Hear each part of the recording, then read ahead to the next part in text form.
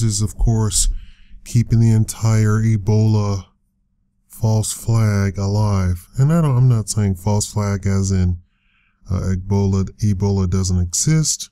False flag means that it's a government-backed thing that is done not organically. It's actually forced upon some population or some part of the world or some participants.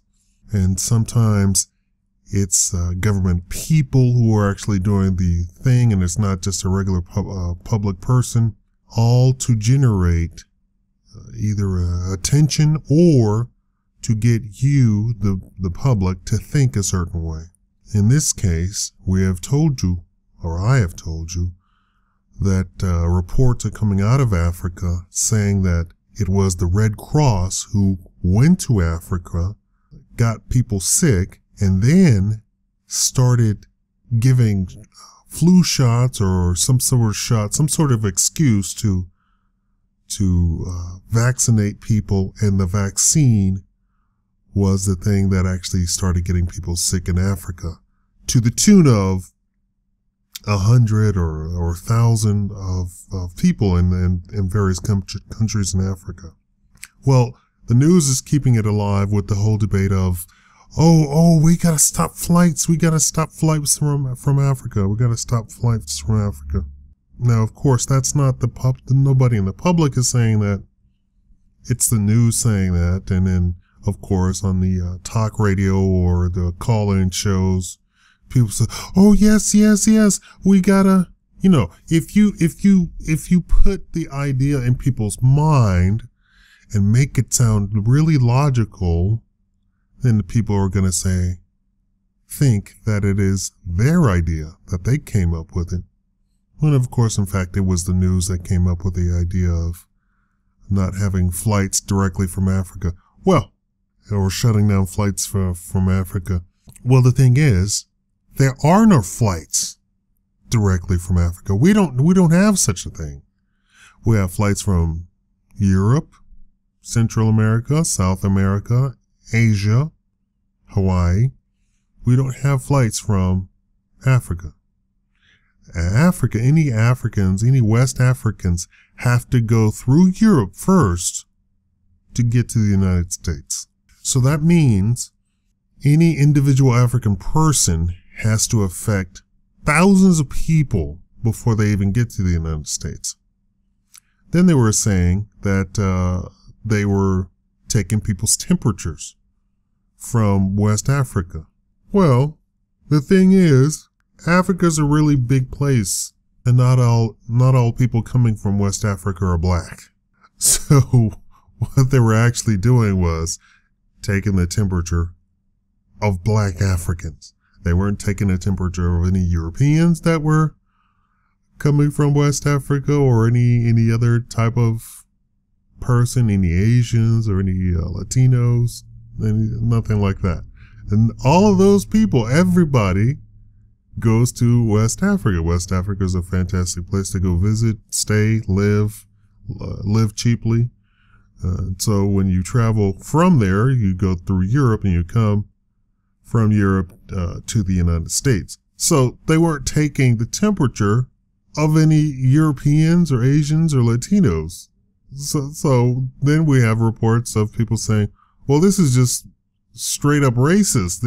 They're only taking the temperature of these people, for these black Africans. And it's true. It was. They were only taking the temperature of black Africans. Then they say, well, that's not effective anyway, because ostensibly you could have Ebola and not have a temperature or not have any symptoms for 21 days. Then the CDC said, no, we're going to bump that up to 42 days. Well, Governor Cuomo set up a unilateral policy. You always love these dictators, and they come out and make these edicts, which they're not supposed to be able to even do. And then he strutted around like a big fat turkey or peacock and said, oh, look what I did. I stopped flights coming from Africa. There are no flights coming from Africa. So what did you actually do? And you don't have that authority anyway. This entire scenario of the entire Ebola thing. Now here, you know, the news cycle is supposed to last only 2 weeks. There must be something really big that they're really trying to hide. Because all the doctors that I see on TV or hear on talk radio say that this is not news at all. There's one confirmed person who had Ebola. The rest of the people who they keep reporting, oh, this person has Ebola, this person has Ebola, not confirmed. Because why?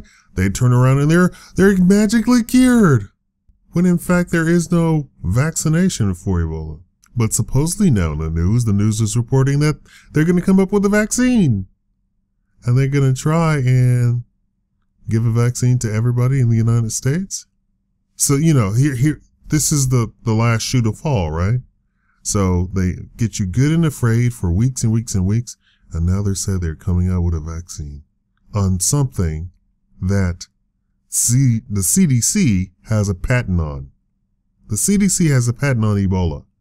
If that doesn't make you mad and upset, I don't know what will. Because that says the only way for anybody to get Ebola is if somebody from the CDC gave somebody a shot of Ebola itself. And it is not an African disease, quote unquote African disease.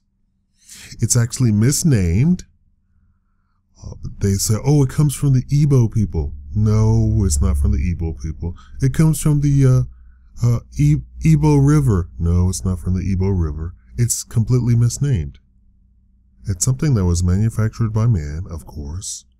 And then they went over and shot Africans. I already have a full video telling you what this is all about. Go check it out. I'll put a link on the video. What do you think about these flights? Should this news cycle be over? Should people finally stop hearing about Ebola? Because it is not affecting the United States at all whatsoever.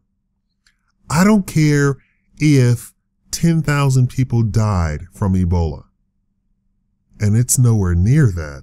It's one person has died from Ebola in the United States. That's not a news cycle. How many people die in car wrecks every day in the United States?